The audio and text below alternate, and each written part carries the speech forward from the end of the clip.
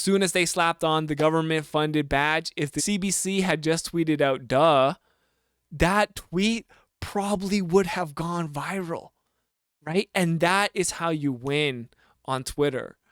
You play the game because it is a game that is being played. It's a culture war, and you are, without doubt, part of the war. The war is being waged against you. By leaving one of the battlefields, you are essentially just ceding that territory to your enemies, who in this case are fascists. And it's really hard because I feel like not only now is the conservative base galvanized, but also the liberal base is galvanized as well. And there's all these people who will come out to support the CBC, even though they are worthy of some very deserved criticism. And because it's so loud in this room and there's conservatives throwing a hissy fit, our voices of, hey, the CBC sucks, they're pro-police, pro-military, pro-landlord, anti-working class, pro-neoliberalism, pro-capitalism, they're not a leftist media outlet.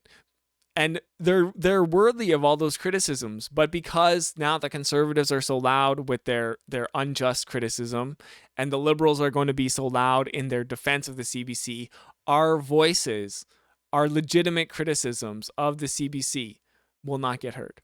It's a wonderful day in the homiehood, a wonderful day for a homie. Won't you be my homie too? We got news. Everybody already knows about it. We've been talking about it today already.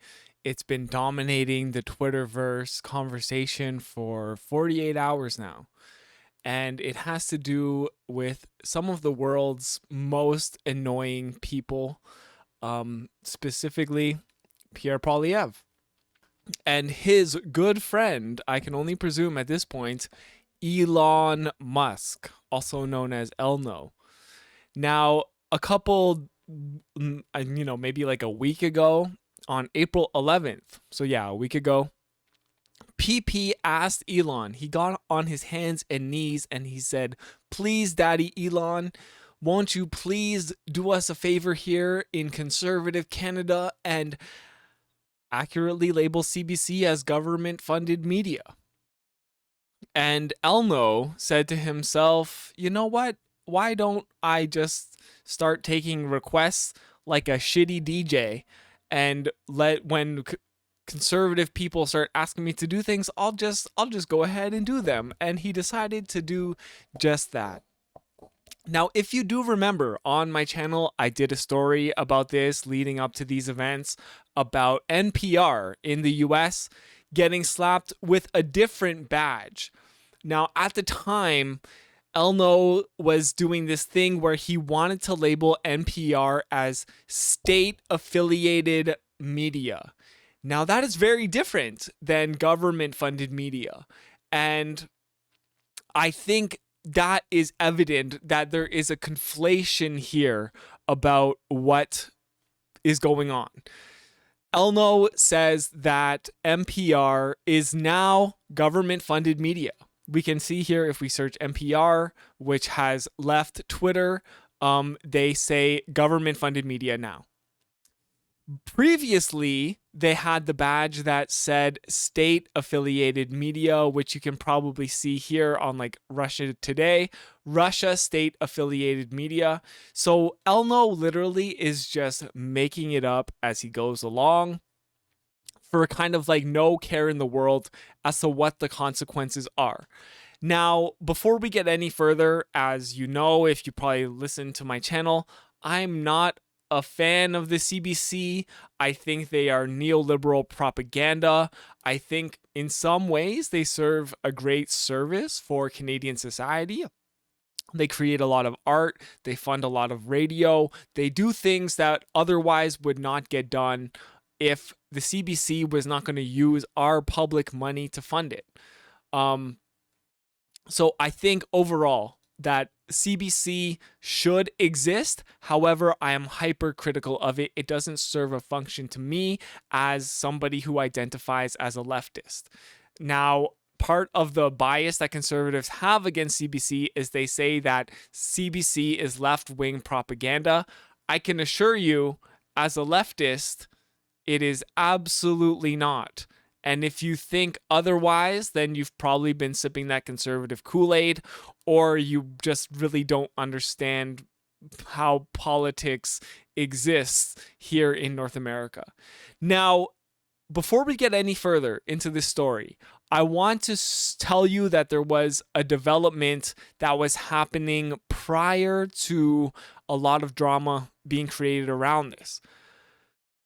For one thing, Anon Ops United, which is associated with the, I don't know, what you would call it, hacker group Anonymous, was banned from Twitter. Prior to getting banned, they had released a couple tweets, one saying here that, "Don't think we've forgotten about you, Poilievre. We are not the tolerant left you are used to. Expect us." And it has a conservative logo with a Nazi symbol saying, "Let's bring fascism home." Pierre Poilievre, dictator in waiting. Truth doesn't matter. Now, if you think any of this is relevant, then, you know, I might agree with you. However, the main kind of takeaway from this is that Twitter under Elno is supposed to be this place for free speech absolutism. And having tweeted this out and then getting banned is kind of an indication that, hey, it's not. Because no matter how you feel about this, whether you think Pierre Poilievre is a dictator in waiting, if you think he wants to bring fascism home to Canada, whether you think that or not, this is simply free speech. It's literally just a meme that depicts Pierre Poilievre as a neo-Nazi, which, newsflash, the Conservative Party has been having luncheons with known neo-Nazis from Germany. So, you know, the meme isn't even that crazy or that far-fetched. And a lot of the moves that Pierre Poilievre makes, including demonizing the media unjustly and falsely, is kind of from the playbook of that of a fascist. Okay, so they were banned for this tweet and this one as well. You voted against an excess profit tax. You voted against a wealth tax. You voted against eliminating stock option loopholes. You refused background checks. You are the very machine you claim to be against. Protect capitalism while raking in millions. And I mean, that is something that should be like so obvious to anyone who is involved in digesting this media from Pierre Poilievre and other Canadian politicians. You know, he basically represents everything that he points the finger at Trudeau for. And you should be skeptical of that. It's okay to say Trudeau sucks if you're also going to say Pierre Poilievre sucks, because he is a worse version of Trudeau's worst neoliberal tendencies, right? And newsflash, it's the neoliberalism that is making our lives so hard here as Canadians who are part of the working class. Now, I don't know about this claim. Pierre Poilievre was found guilty of taking illegal contributions by the Elections Commissioner. I'm not sure if that's true. I guess anonymous operations would have maybe released more information about this if they weren't banned from Twitter. So, you know, maybe this is true. I'm not sure. But one thing that really stands out is you refuse background checks. And the mayor posted a little video here. It's a little long and a little boring. So in summary, it essentially says that during the foreign interference hearing, Katie Telford testified that conservatives, including Pierre Poilievre, are refusing to undergo background checks for security clearance related to national security issues. And a lot of people are pointing at this and just asking why. Why is Pierre Poilievre refusing background checks? Why does he not want to be briefed on important CSIS briefings? And essentially he cannot be briefed because he does not have a background check. Now, he is the leader of the official opposition and he wants to be the prime minister. So eventually, he's going to need to get this background check. And the question is why? Why doesn't he want to get it? And what is in his history that both he and his wife would not want to get a security clearance background check for. So it is kind of essentially, this should be the story. This should be the main thing that Canadians are talking about, are questioning, and there's no answers. Unfortunately, I haven't seen any mainstream media piece about this. I haven't seen any reporters ask Pierre Poilievre, why do you refuse to get a background check and receive security clearance? How come, if you want to be the prime minister, eventually you're going to have to do that. So what are you waiting for? You know, I haven't seen anything about this, because instead we are talking about this silly notion of CBC getting slapped with the government-funded media badge by Twitter. Now, I will give credit where it's due, I suppose. This is, I think, for Pierre Poilievre, a good tactic.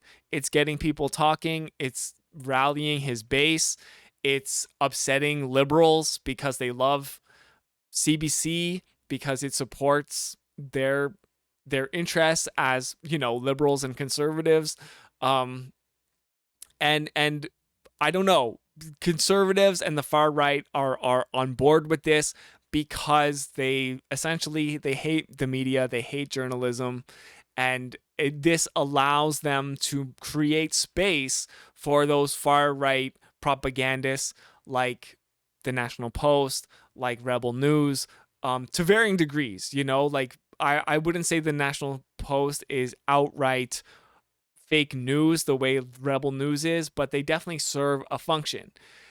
And the problem is that, of course, CBC is government-funded media. However, because of the timeline of events, Elno made it so that they slapped NPR with the state-affiliated media, and then they switched it really quickly to government-funded media. And the implication here is that not only is NPR and CBC government funded, but they are also being controlled by the government, which means that they don't have editorial control over the stories that they print and the journalism that they do. Now, there is no evidence of this. So if you are out there and you say that must be true, that seems true, well, then my question for you is, where is the evidence? There is no evidence. I would love to see this evidence, because I know, being someone who is outside of the mainstream political spectrum, I know that the CBC is biased and that they have an establishment bias. They have a neoliberal bias. They're pro-police, they're pro-military, they're pro-landlord, they're pro the 1%, right? But newsflash, those groups of people are supported by both the liberal elites and the conservative elites. So when I oppose CBC, I'm opposing it holistically. When people like Pierre Poilievre and the conservatives are opposing the CBC, they're just doing it like for fun. And they want to frame CBC as this leftist propaganda wing to distract you from the actual fact that it is a neoliberal, establishment-biased propaganda wing. And it does not serve a function for those of us in the working class. Now, it's all fun and games for these folks because Pierre Poilievre also is touting Elon Musk's horn, because, I don't know, they asked CBC, okay, wait. Here, this is Twitter News Daily. I don't know. I don't think they're even affiliated with Twitter. They're a Twitter Blue subscriber, as far as I can tell, and their name is Titter Daily. So, okay. News: the Canadian Broadcasting Corporation has halted its use of Twitter after being labeled government-funded media. The public broadcaster says this label undermines its credibility. The CBC's 2022 annual report revealed it received almost $1.4 billion, 70% of its funding from the federal government. The CBC argues that it funds the other 30% on its own, so it should not have the label. And I mean, I to some degree, I agree, right? Like if it's 70% funded by the government and 30% funded on its own, then it should at least say where the rest of that funding is coming from. These labels are only useful in so much they tell us what is going on. And wait, what the hell is this? Subscriber to what? What does this even mean? Oh no, is this part of this? What subscriptions? When you subscribe to your favorite Twitter creators, you get bonus content and they earn a little money. Jesus Christ, I fucking hate this hell site. So anyways, Elon Musk here is saying, just trying to be accurate, would they be okay if we said 70% government funded? Their concern has been addressed. 70% government funded, and then, you know, random person on Twitter who subscribes to Twitter Blue. 69%, give them the benefit of the doubt. Good point. Generosity is always the right move. 69% it is. And they did this thing where they put a 69% badge on the CBC. Now, CBC reacted to this. They had already quit Twitter, you know, and many people from a strategic point of view said that this was a bad move. And I am inclined to agree. I was a bit on the fence. At first, I felt like, you know what, Twitter's going to be this way, then I say, you know, leave the platform. But some other people made some great points. And at the end of the day, I think I fell in the camp where by leaving the platform, you are essentially ceding ground to people like Elon Musk, people like Pierre Poilievre, right? I think it's better, and it would have been better if CBC was willing to tweet out something so simple like, duh. Like as soon as they slapped on the government funded badge, if the CBC had just tweeted out duh, that tweet probably would have gone viral, right? And that is how you win on Twitter. You play the game because it is a game that is being played. It's a culture war, and you are without doubt part of the war. The war is being waged against you.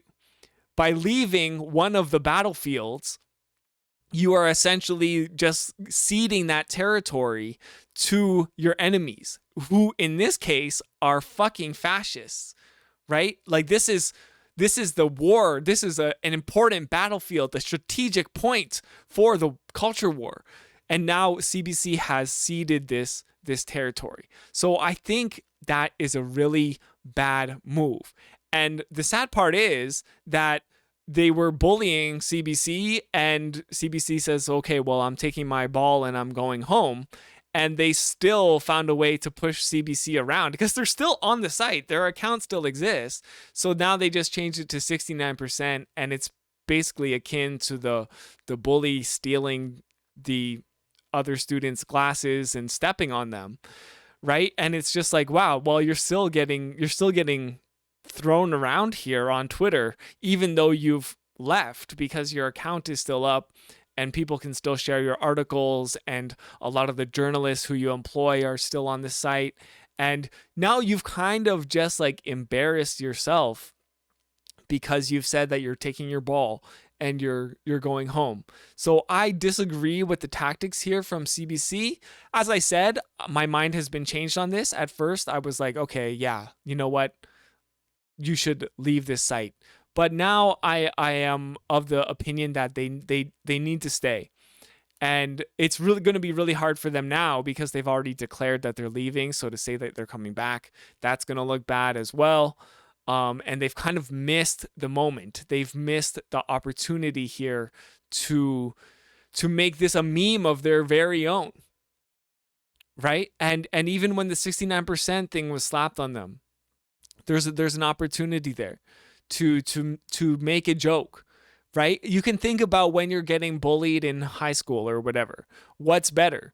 If you just like start crying and go home, are you going to get bullied less? If you break down and you basically, the bully has gotten the reaction they want out of you, is that going to help you get bullied less? No, right? You have to stand up for yourself. If the bully pushes you, you know, maybe you punch them in the face, because they're less likely to bully you in the future if you stand up for yourself, right? Even if it's the altercation, even if it's an altercation that you don't want, you're kind of getting backed into a corner and you either need to fight or go home. And unfortunately, I think CBC went home and they've ceded this ground to Elon Musk, to Pierre Poilievre. Now, there might be some additional media coming out of this. Apparently, Pierre Poilievre has commented. I think Justin Trudeau has commented. I haven't found the videos yet. I should maybe look them up. A lot of people are having really silly opinions about this, in my opinion. Specifically, of course, like conservatives and liberals. And it's really hard because I feel like not only now is the conservative base galvanized, but also the liberal base is galvanized as well. And there's all these people who will come out to support the CBC, even though they are worthy of some very deserved criticism. And because it's so loud in this room and there's conservatives throwing a hissy fit, our voices of, hey, the CBC sucks for this reason, mostly because, you know, they're pro-police, pro-military, pro-landlord, anti-working class, pro-neoliberalism, pro-capitalism. You know, they're not a leftist media outlet. And they're worthy of all those criticisms, but because now the conservatives are so loud with their unjust criticism, and the liberals are going to be so loud in their defense of the CBC, our voices, our legitimate criticisms of the CBC will not get heard. Okay, here we go. This is one day ago. The Canadian Broadcasting Corporation is pausing activity on all of its Twitter accounts, including those managed by CBC and Radio-Canada, such as News, Entertainment, and Regions. It's because of a new label the social media company has put on the CBC. Thomas Daigle explains. Canada's public broadcaster says it won't be tweeting. Sweet, I'm glad that you're here, Bunny Rabbit. For now, amid a spat over its funding and editorial independence.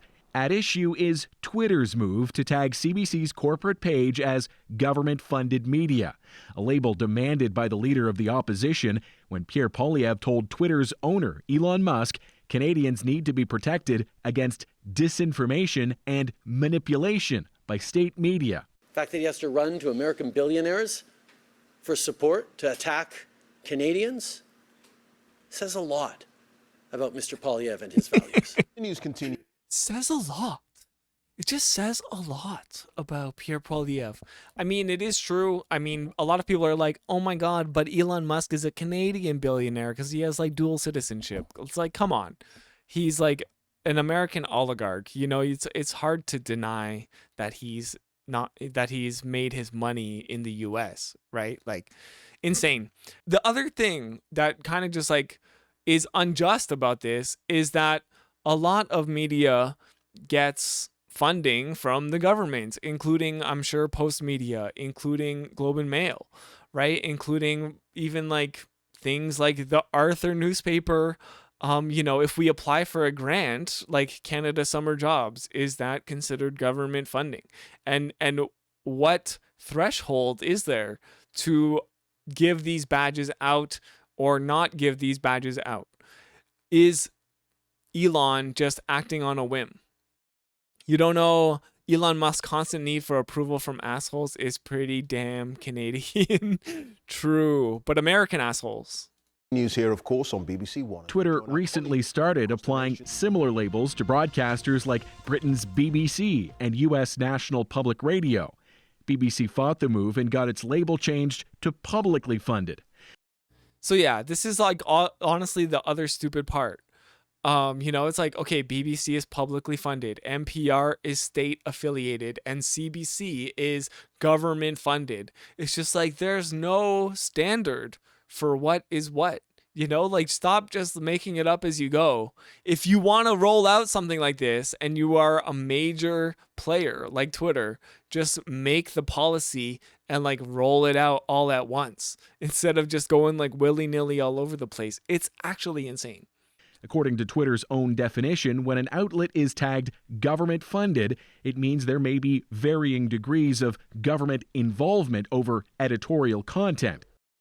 So I think the CBC is correct to say that this is unjust because there's no proof that the CBC does not have control over its editorial content. Just the type of perception that media outlets want to avoid, says this former editor. News organizations that are funded in that way need to have a very firm arm's length relationship and be able to say we are independent and we are trusted. Through a parliamentary appropriation, CBC and the French language Radio-Canada receive more than $1 billion a year in public funding. But the Broadcasting Act states the corporation remains editorially independent of the government. CBC has no track record being a propaganda to Canadian government in any time of the history. The Crown Corporation insists its journalism is impartial. CBC says it reached out to Twitter and will pause its use of the platform to share news with its audience. Thomas Daigle, CBC News, Toronto. Okay, so continuing this, Pierre Poilievre specifically called it also Trudeau propaganda, not news. And, that is essentially the problem here, is that the government-funded media badge represents to conservatives that CBC is Trudeau propaganda, which is just staunchly not true. And I do say that as somebody who doesn't even like CBC's reporting and is not a fan of Trudeau and not a fan of Pierre Poilievre even more so. I never thought I'd say good things about Google, but YouTube labels public and state media is pretty reasonable. Although it took them a while to get there, they stepped on a lot of these same rakes. Okay, yeah, and I'm not even against these badges per se, but I am against people like Pierre Poilievre basically doing the fascist demonization of public media, public broadcasters, and then being able to be like, "Excuse me, Elon, could you put this badge on the CBC?" Basically, like tattling on like the other children in class, And I think the unfortunate part about a billionaire owning something like Twitter is that we are operating at the whims of a child, and they have way too much control over our lives. Why not make sure you don't miss the next video by liking, commenting, subscribing, and ringing the bell? Thank you so much for watching. It's my homie, too, Taro. Peace.